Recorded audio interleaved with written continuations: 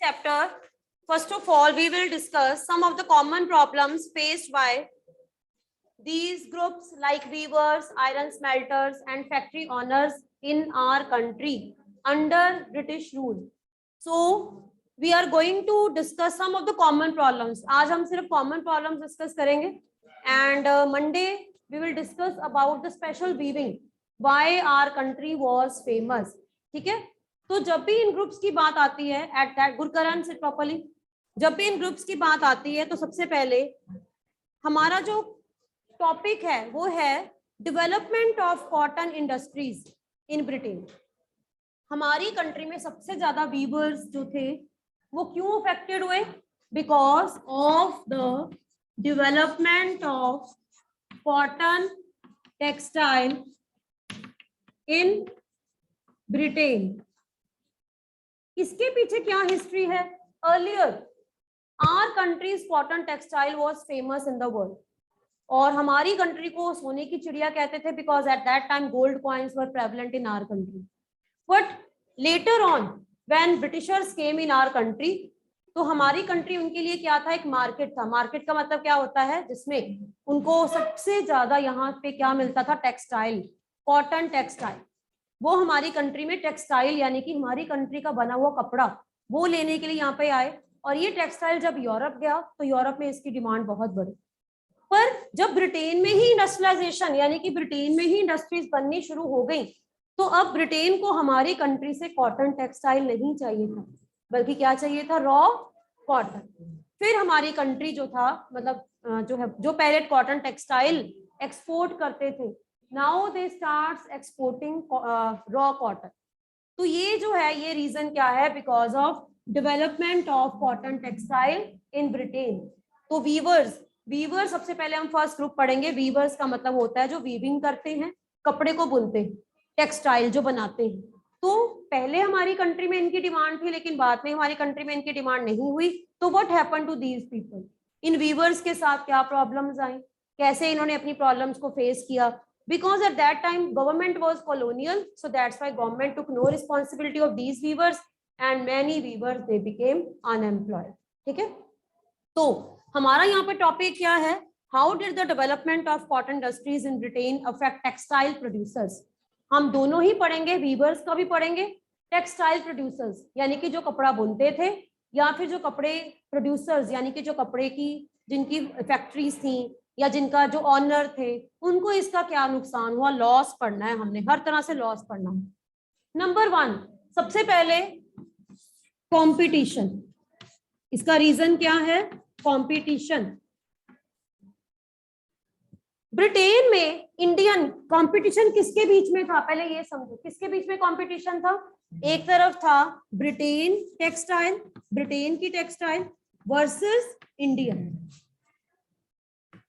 अभी मैंने आपको ये बताया कि ब्रिटिशर्स हमारी कंट्री में आए और उन्होंने इंडियन टेक्सटाइल को जब यूरोप लेकर गए, तो वहां पर बहुत से लोगों को इंडियन टेक्सटाइल बहुत पसंद आता था। तो इसका मतलब क्या है? ब्रिटेन की मार्केट में एक तरफ ब्रिटेन के टेक्सटाइल था और दूसरी तरफ इंडिया का टेक्सटाइल। ठीक है? अब जो ब्रिटेन के प्रोड्यूसर्स थे वो क्या चाहेंगे कि इंडिया का जो टेक्सटाइल है उसकी एंट्री ब्रिटेन में क्या कर दी जाए? बैन कर दी जाए। ठीक है? तो इसके लिए क्या हुआ? बहुत से ब्रिटेन के जो फैक्ट्री इंडस्ट्रियलिस्ट थे या प्रोड्यूसर्स थे, उन्होंने अपनी ही कंट्री की गवर्नमेंट के ऊपर प्रेशराइज किया कि इंडियन टेक्सटाइल जो है उसको क्या कर दिया जाए? बैन कर दिया जाए। Because they had to face competition from Indian textile, क्योंकि इंडिया का टेक्सटाइल, मैंने आपको इसके टेक्सचर्स बताए हैं, बांधनी, पटोला वीविंग था, जामदानी वर्क था। तो ये टेक्सटाइल की क्वालिटी इतनी अच्छी थी कि वो ब्रिटेन से compete नहीं कर पाती थी। लेकिन ब्रिटेन के प्रोड्यूसर्स नहीं चाहते थे कि इंडियन टेक्सटाइल जो sit properly. If you can't sit, then I will ask you questions. Clear? Don't look here and there. Clear? तो ये सबसे पहले आपने रीजन बताना है कि at that time Britain they had to face competition, और इसीलिए वो इंडियन टेक्सटाइल जो है उसकी एंट्री को बैन करना चाहते हैं। क्लियर? ये करने के बाद फिर हमने क्या बताना है? अब इंडियन टेक्सटाइल को बैन कैसे किया जाएगा? गवर्नमेंट कैसे इंडियन टेक्सटाइल को बैन करेगी? They were imposed heavy duties and tax. अब जब इंडिया का टेक्सटाइल ब्रिटेन जाना शुरू हो गया तो गवर्नमेंट ने क्या डिसाइड किया, अब ब्रिटेन की गवर्नमेंट ने अपनी कंट्री के प्रोड्यूसर्स की बात मानकर इंडियन टेक्सटाइल के ऊपर क्या लगा दी, हैवी ड्यूटीज। हैवी ड्यूटी का मतलब क्या होता है, अब अगर इंडियन टेक्सटाइल यानी कि इंडिया के जो प्रोड्यूसर्स हैं उनको अपना टेक्सटाइल ब्रिटेन में बेचना है, तो जब जैसे हम कहते हैं ना कि शिप के द्वारा जब वो उनके एरिया में जाएगा तो इनको क्या देनी पड़ेगी, कस्टम ड्यूटीज। कस्टम ड्यूटी अगर हैवी होंगी, ज्यादा होंगी, तो हमारा इंडियन टेक्सटाइल उनकी कंट्री में क्या हो जाएगा, क्या बैन तो चलो पहले क्या हो जाएगा, कॉस्टली हो जाएगा ना।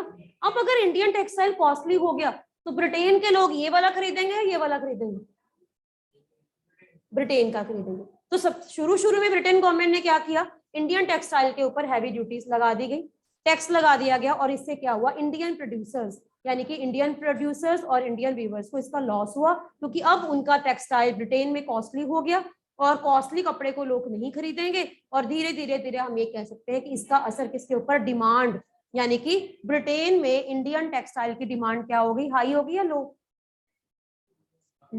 हाई होगी कि लो होगी, लो, डिमांड कम हो गई। क्यों डिमांड कम हुई, रीजन क्या था, क्योंकि इंडियन टेक्सटाइल बिकेम कॉस्ट। ठीक है, इसके बाद थर्ड, ये बताने के बाद फिर आपने क्या बताना है, क्योंकि हम वीवर्स की प्रॉब्लम्स बता रहे हैं ना, तो जब ड्यूटीज लगा दी गई, टैक्स लगा दिया गया, इंडिया का टेक्सटाइल ब्रिटेन में कॉस्टली हो गया, ब्रिटेन के लोगों ने वो खरीदना बंद कर दिया, तो जब खरीदना बंद हो गया, डिमांड कम होगी, जिस चीज की डिमांड ही नहीं है उस चीज को लोग क्या करेंगे, धीरे धीरे बनाना बंद कर देंगे, और उतना ही बनाएंगे जितना की कंट्री में उसको यूज है। अब जो मार्केट यानी कि इंटरनेशनल मार्केट में जो टेक्सटाइल सप्लाई होता था उसकी परसेंटेज कम होने से फैक्ट्री ऑनर्स ने क्या किया, बहुत से वीवर्स को फैक्ट्री से निकाल दिया। फिर ये प्रॉब्लम क्या आई, वीवर्स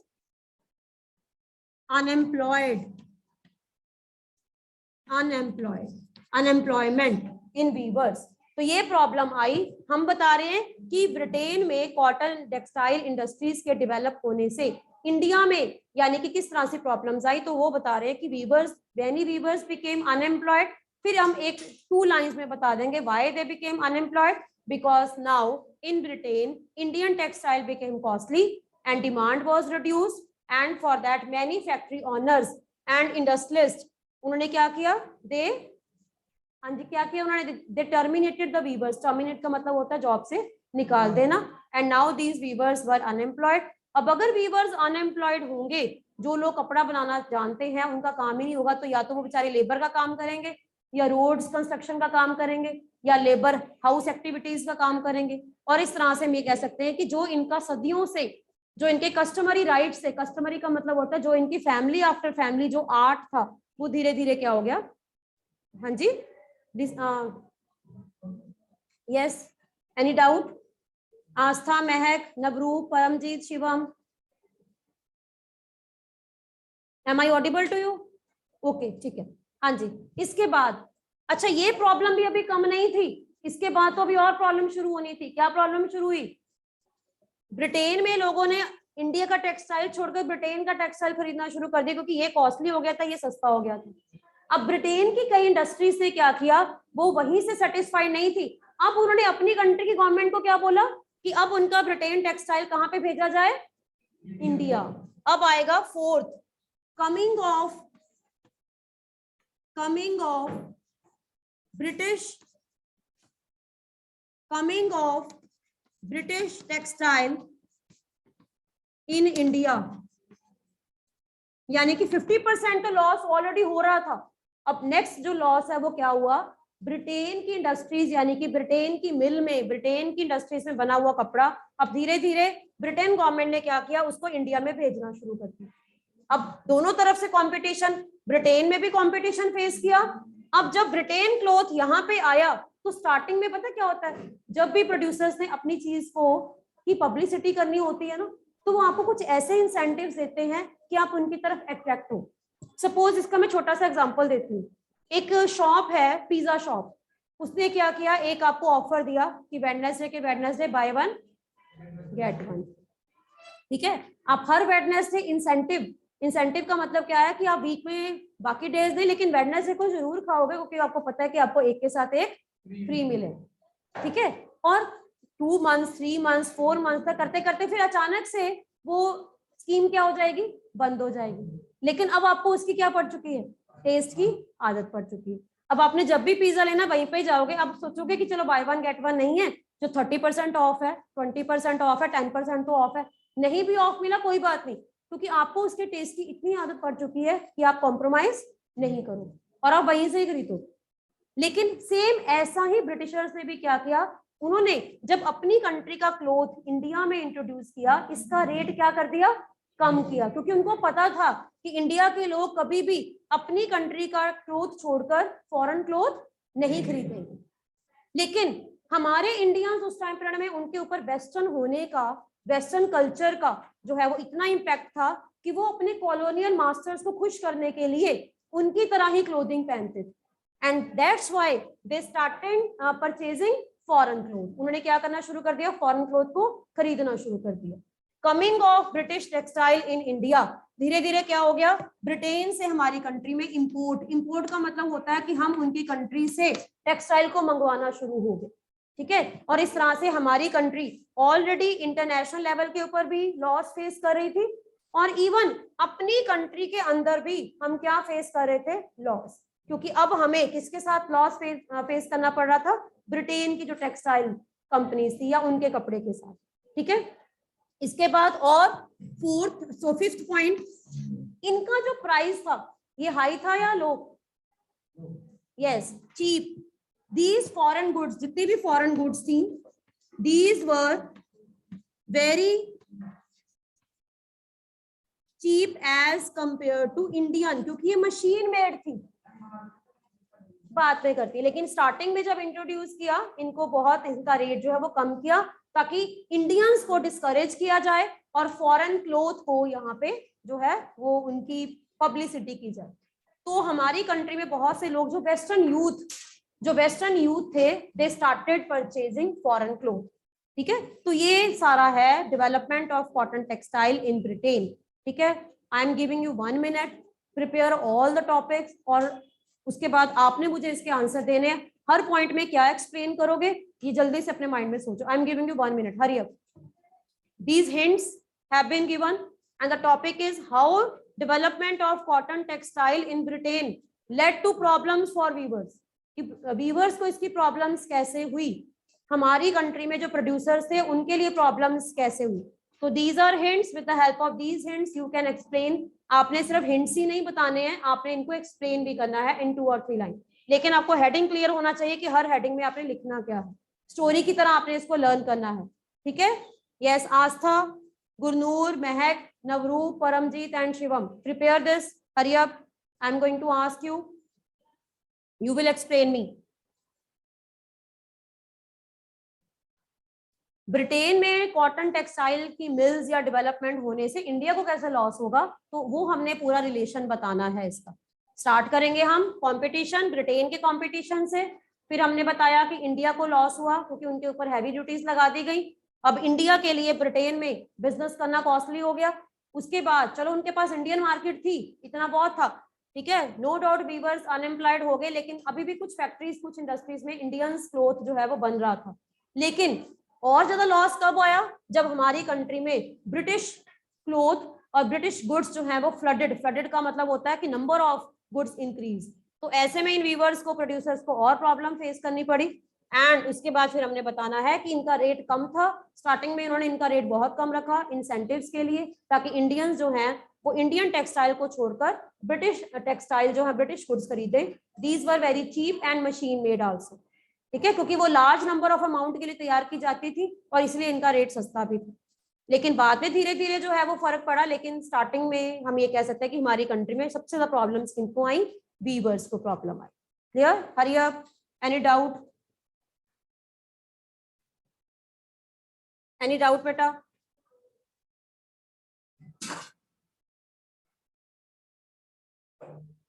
परमजीत, हाँ जी, thank you.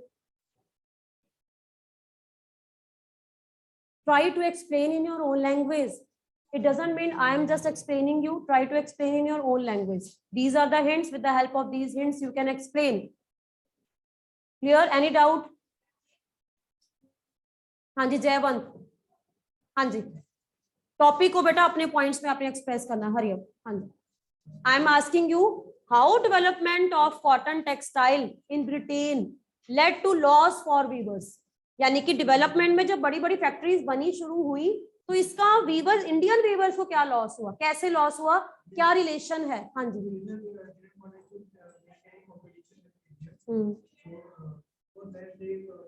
They wanted to eliminate, वो कंपटीशन खत्म करना चाहते थे।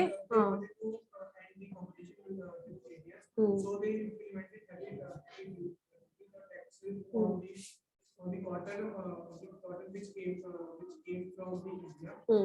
ठीक है, इसका रिजल्ट क्या हुआ? Indian textile became costly in Britain.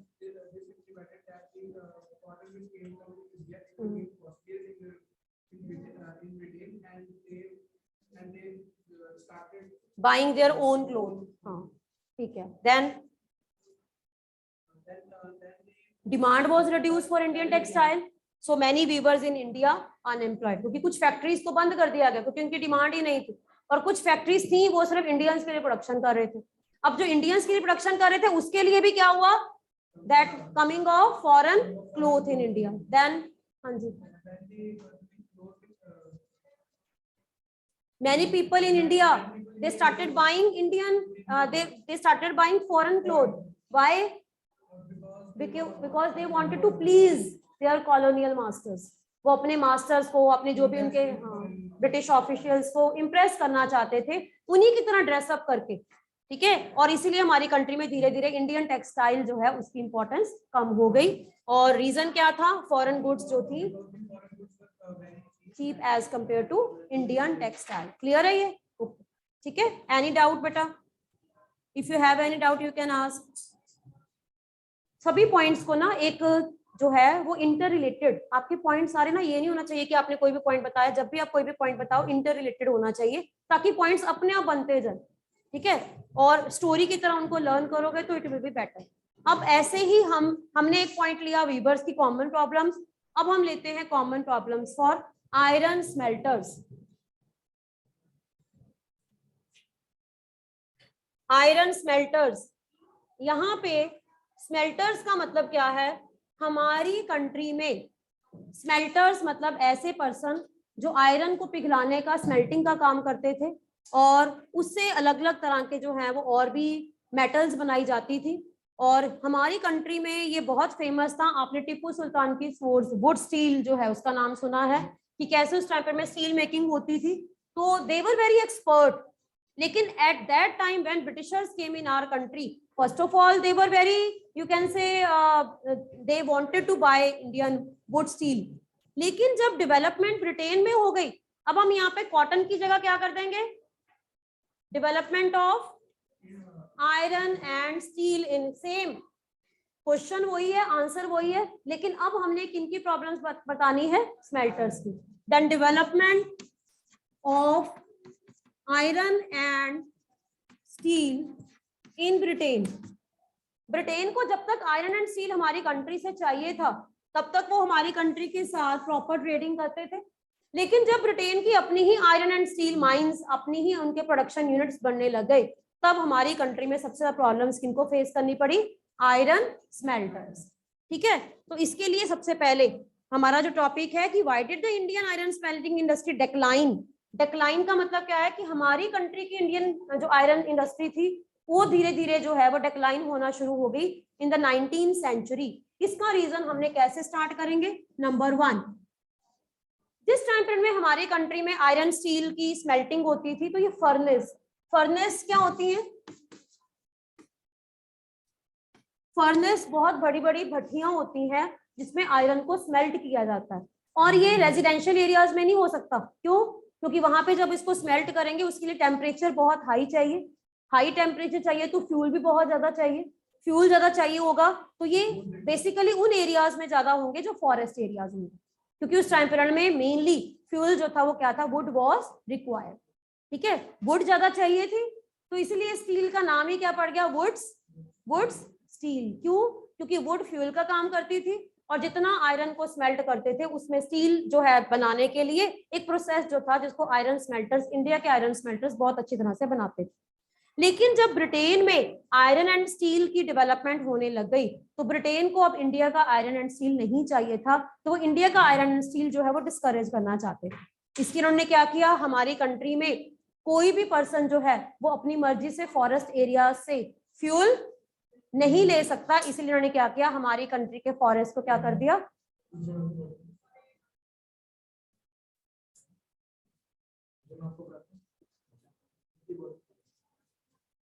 नहीं है बेटा यहाँ पे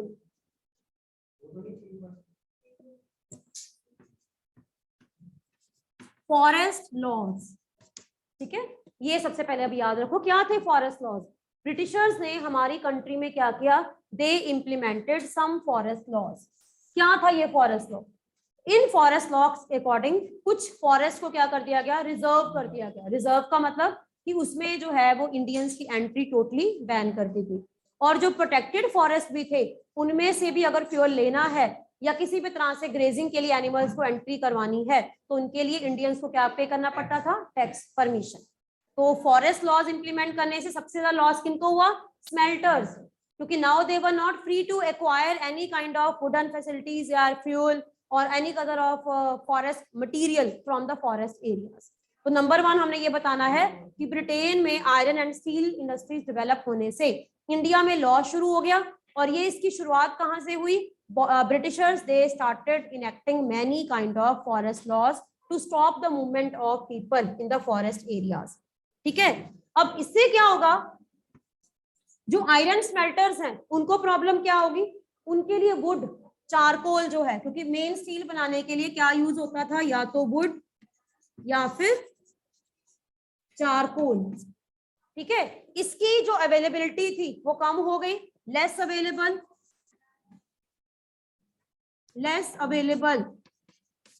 सेकेंड रीजन, ठीक है। अब जो आयरन स्मेल्टर्स हैं वो स्मेल्टिंग कहां से करेंगे, ना उनके पास वुड है ना उनके पास क्या है, चारकोल, क्योंकि अगर इन्होंने इनको लेना है तो इनको कहां पे जाना पड़ेगा, फॉरेस्ट एरियाज में। लेकिन फॉरेस्ट एरियाज में जाने के लिए इनको क्या पे करना पड़ेगा, टैक्स या परमिशन या परमिट चाहिए, और टैक्स पे करेंगे तो ये कॉस्टली हो जाएगा, and many Indian iron smelters were not in condition to pay high amount of tax to the British government, ठीक है। तो यही हम आगे बता देंगे। Third, high taxes were imposed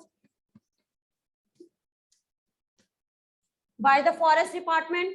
forest department जो है उनको हाई टैक्सेस उनके ऊपर लगा दिए गए, और इस तरह से आयरन स्मेल्टर्स को फॉरेस्ट एरिया से किसी भी तरह से फॉरेस्ट प्रोड्यूस मिलना बंद हो गया, ठीक है। तो ये मेन प्रॉब्लम्स फेस करनी पड़ी आयरन स्मेल्टर्स को, क्लियर। इसके बाद फिर हम बताएंगे सेम जैसे हमने पिछले पॉइंट में कवर किया, या इसको 4th पॉइंट बना दो, import of iron from Britain, import of iron from Britain. British government ने क्या किया, वुड स्टील की जगह जो ब्रिटेन का आयरन था उसको इंडिया में मंगवाना शुरू कर दिया, यानी कि इंडिया का आयरन डिस्करेज कर दिया, और ब्रिटेन को फायदा हो इसलिए ब्रिटेन से इंडिया में आयरन आना शुरू हो गया। तो हम जो कहते हैं ना कि ब्रिटिशर्स ने हमारी कंट्री में रेलवे कंस्ट्रक्शन की, रेलवे ट्रैक्स, तो रेलवे ट्रैक्स के लिए क्या चाहिए होता है, आयरन, कोचेस बनाने के लिए आयरन, तो ये एक तरह से ब्रिटेन को फायदा हुआ।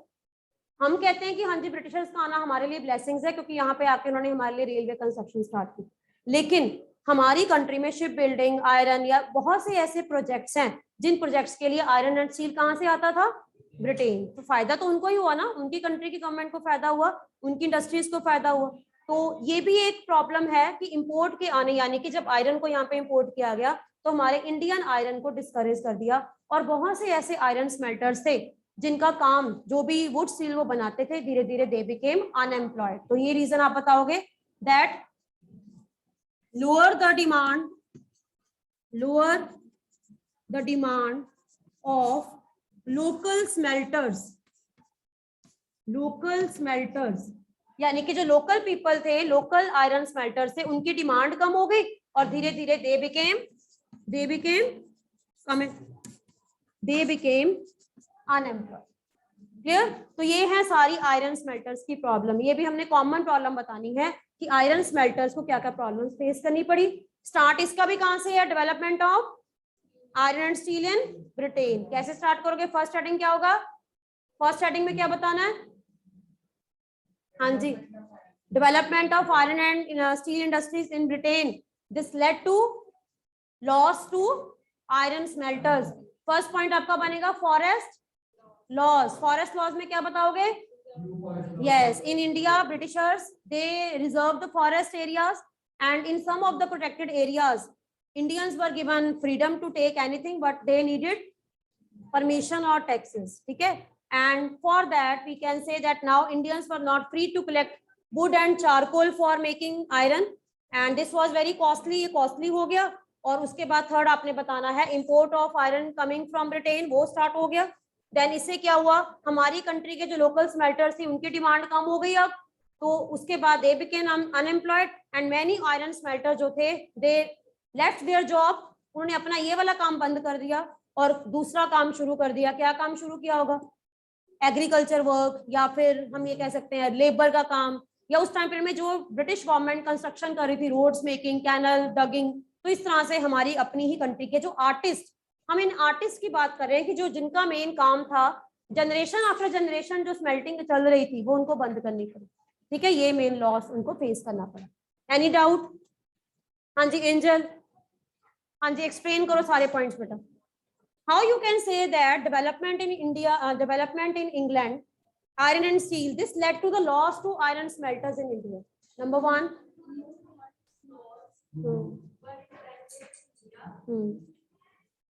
Some forests were reserved and others were not, but Britishers imposed heavy duties ठीक है। on charcoal and wood. This Due to this, you can say smelting became costly. Smelting costly हो गई। अब अच्छा, जो फर्नेसेस थी वो भी कहाँ पे थी? फॉरेस्ट एरियाज में थी। अब फर्नेसेस यूज करने के लिए भी इनको टैक्स पे करना पड़ेगा। ठीक है? तो इस तरह से लोकल प्रोड्यूसर, यानी कि हमारी इंडिया के जो लोकल स्मेल्टर्स थे जिनका आयरन मेकिंग का काम था, वो इनको एम्प्लॉय करते थे, उनके लिए आयरन स्मेल्टिंग कॉस्टली हो गई। यानी कि हमारे इंडिया में बहुत से फैक्ट्री ओनर्स जिनका मेन आयरन मेकिंग का काम था, आयरन स्मेल्टिंग का काम था, उनका काम कॉस्टली हो गया, क्योंकि अब उनको ना वुड मिलता था ना चारकोल मिलता था, और फर्नेसेस यूज करने के लिए भी उनको हाई टैक्सेस पे करने पड़ते थे। ठीक है? हाँ जी आगे।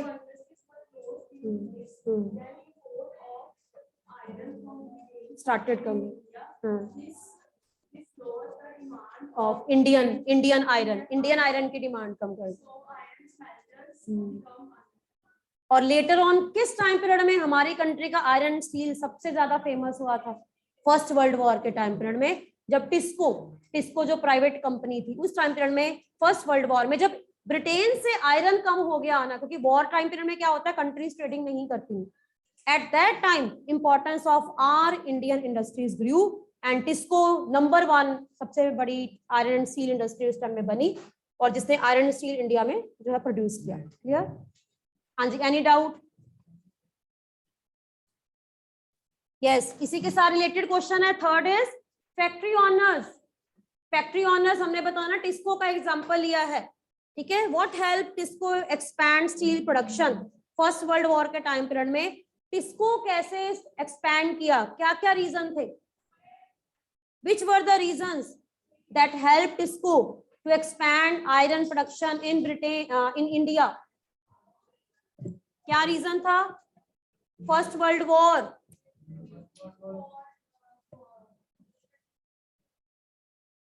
हाँ जी, सिंपल हमारा टॉपिक क्या है कि टिस्को ने कैसे फर्स्ट वर्ल्ड वॉर के टाइम पीरियड में एक नंबर 1 कंपनी जो है वो बनी। War material, very good, fulfil the need of war material. Yes, war material क्या होता है? तो अब आप खुद सोचो कि वॉर टाइम पीरियड में कौन सी ऐसी चीजें हैं जिसमें आयरन एंड स्टील का यूज होता है? गन्स और मेटल्स और टैंक्स और कैनन्स, आर्म्स, और ओके सोल्जर्स के लिए सोल्जर्स को क्या चाहिए? हाँ, और वट एवर जो भी था वॉर मटेरियल, ठीक है।